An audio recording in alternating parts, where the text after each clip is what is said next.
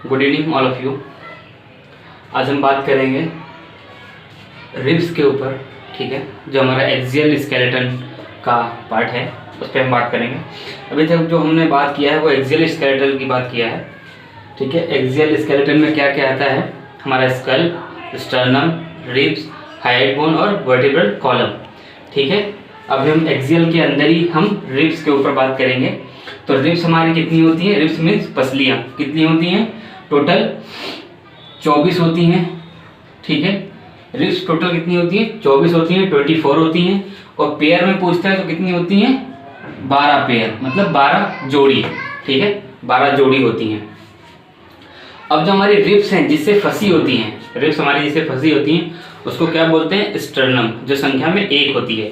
ये स्टर्नम हमारी सामने की हड्डी होती है जिसमें हमारी रिब्स फंसी होती हैं।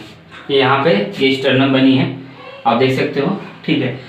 अभी रिब्स से पहले हम थोड़ा सा स्टर्नम के बारे में जान लेते हैं। स्टर्नम की संख्या कितनी होती है, 1। स्टर्नम की संख्या कितनी है, 1। संख्या में कितनी स्टर्नम, 1।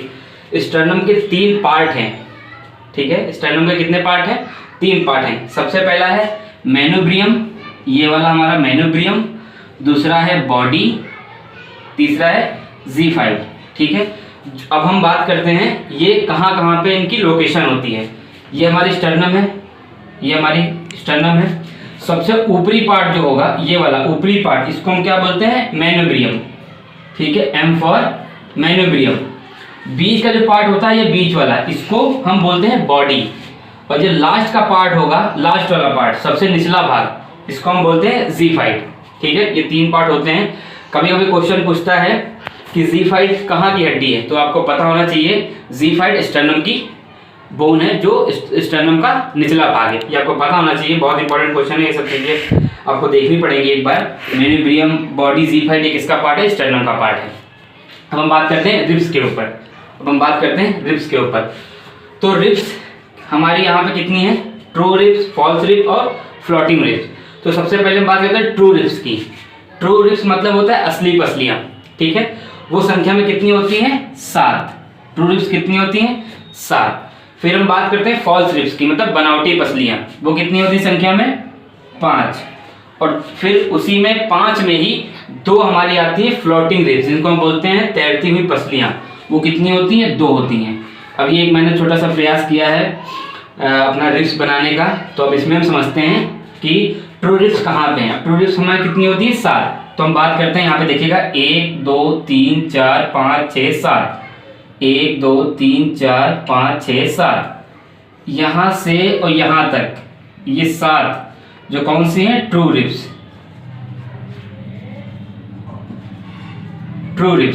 ठीक है। हमारी फॉल्स रिब्स कितनी है, 5 हैं, जिसमें फ्लोटिंग रिब्स ऐड होती हैं।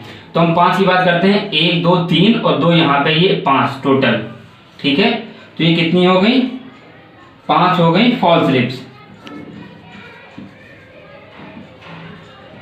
फॉल्स रिब्स टोटल कितनी होगी, 5, ठीक है। जिसमें फ्लोटिंग जो रिब्स हमारी होती है वो उसी में ऐड होती है। ये हमारी दोनों फ्लोटिंग रिब्स हैं, ठीक है। F फॉर फ्लोटिंग रिब्स, मतलब तैरती हुई पसलियाँ, इनको बोलते हैं तैरती हुई पसलियाँ। कभी कभी क्वेश्चन आता है कि तैरती हुई पसलियों की संख्या कितनी होती है, तो हमें पता होना चाहिए 2 संख्या होती हैं, ठीक है।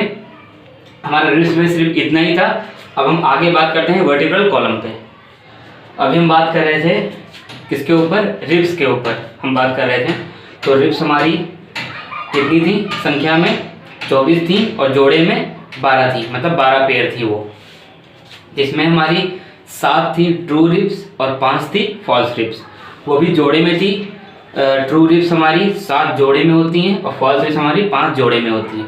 तो टोटल कितनी हो गई जाके हमारी, 12 12 24, ठीक है। अब हम बात करते हैं वर्टिब्रल कॉलम के ऊपर, ठीक है।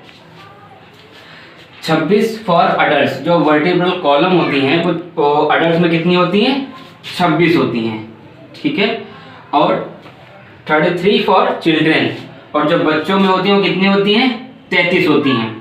अब यहाँ पे आप थोड़ा सा समझिएगा। अब हम जब 206 हड्डी की बात करते हैं, 206 बोन्स की बात करते हैं,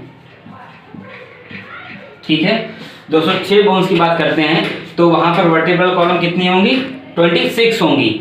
अब जब हम बात करते हैं 213 बोन्स की, 213 बोन्स की, ठीक है, 213 बोन्स की, तो वहां पर कितनी हड्डी होंगी? वर्टिब्रल कॉलम में 33 हड्डी होंगी, ठीक है। यहाँ पे आप ये समझ लीजिएगा, सिर्फ वर्टिब्रल कॉलम की वजह से ही, ये जो वर्टिब्रल कॉलम यहाँ पे 33 है, इसकी वजह से ही यहाँ पर 213 हड्डी बच्चों में होती हैं।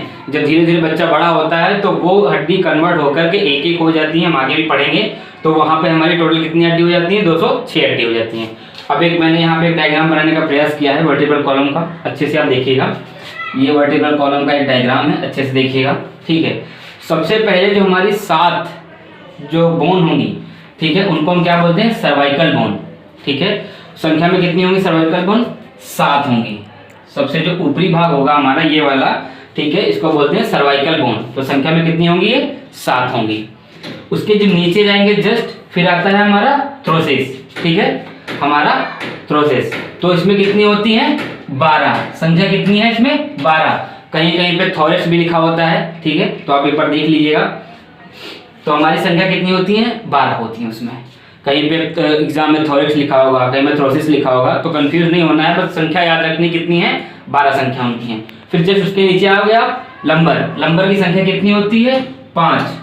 अभी क्वेश्चन बनता है, क्वेश्चन आपसे पूछेगा कि सर्वाइकल में कितनी बोन होती है, तो आपको पता होना चाहिए 7 बोन होती हैं, ठीक है। लंबर में कितनी बोन्स होती हैं, तो आपको पता होना चाहिए 5 बोन होती हैं। अब लंबर के बाद आता है हमारा सैक्रम। सैक्रम हमारा ये वाला पार्ट है, सैक्रम। तो सैक्रम में कितनी बोन्स होती हैं? 5 बोन होती हैं। सैक्रम में कितनी बोन होती है? 5 बोन होती हैं। फिर नीचे वाला हिस्सा इसको बोलते हैं कॉक्सी, ठीक है, या कॉक्सियल, ठीक है। इसमें कितनी हड्डी होती हैं? 4 हड्डी होती हैं, ठीक है।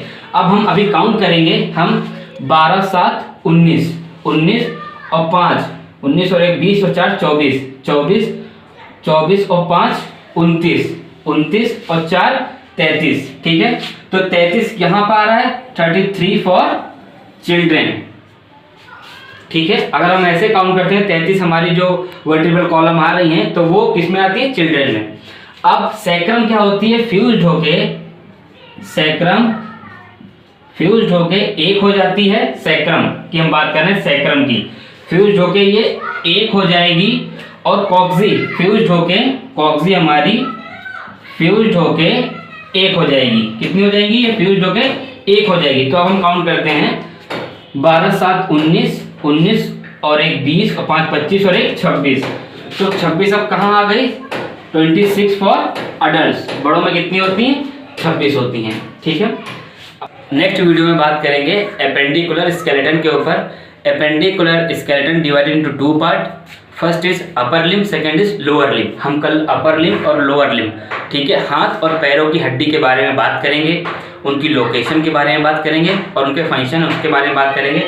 कल हमारा स्केलेटल सिस्टम खत्म हो जाएगा, ठीक है। उसके बाद हम दूसरे सिस्टम की तरफ बढ़ेंगे। वीडियो अच्छी लगे तो वीडियो को लाइक करें और चैनल को सब्सक्राइब जरूर करें, क्योंकि मैं अकॉर्डिंग टू सिलेबस ही आपको पढ़ा रहा हूँ। तो मैं जो भी वीडियो अपलोड करता हूँ वो आप तक जरूर जाएगी।